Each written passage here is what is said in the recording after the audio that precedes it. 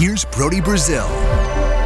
Ethan, thoughts on last night's Sharks loss? That was about as rough as they get. To have a 3-1 lead with 19 minutes left in the game, to have a power play along the way that you also couldn't convert on. They thought they were going to get the 5-minute major. Turns out to be just a 2-minute minor. To not add on, to not, keep the Flyers out of the game. They made it 3-2, I think 5 minutes, 5 and change into the third period. And then they scored their game-tying goal with the extra attacker with about 2 and change left. And they were the better team. The Flyers, you could smell them coming in that third period. It was only a matter of, could the Sharks hang on? Could the clock expire? Could they hang on long enough so that the clock expired? And I never saw the Coach Quinn press conference. He has been coming out a little bit later, even sometimes than our show is going off the air. Our post-game show is done.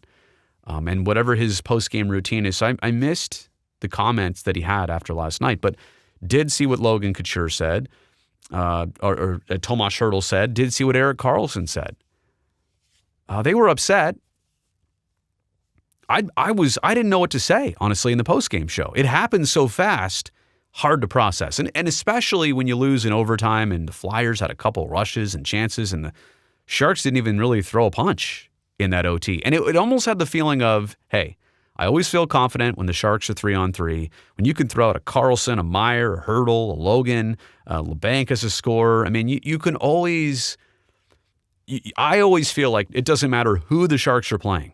Best opponent in the league, worst opponent in the league, they'll always have a chance with this current group, 3-on-3. They've got enough skill, they've got enough firepower to do it. And when they didn't even... And if they won last night, I would have erased that third period and said, you know what? You played a good 40-something minutes. You didn't play 60. You weren't the better team for all 60, but I'll take it in overtime. Whatever. We'll move on. The flip side was, think about this. The Flyers never had a lead last night. They never had a lead until they won the game in overtime, 4-3. Sharks scored in every period. Sharks were, there were enough... You had Hertl on hat trick watch for most of the night.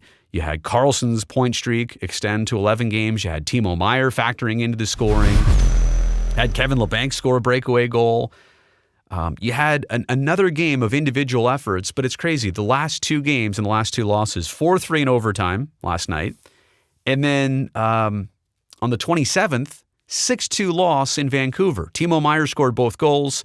Sharks looked disjointed from the very drop of the puck.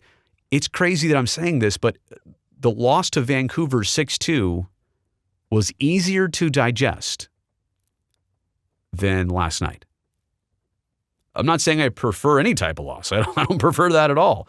But the loss 2 games ago was easier to take than last night's loss. It's probably the best way to conclude that.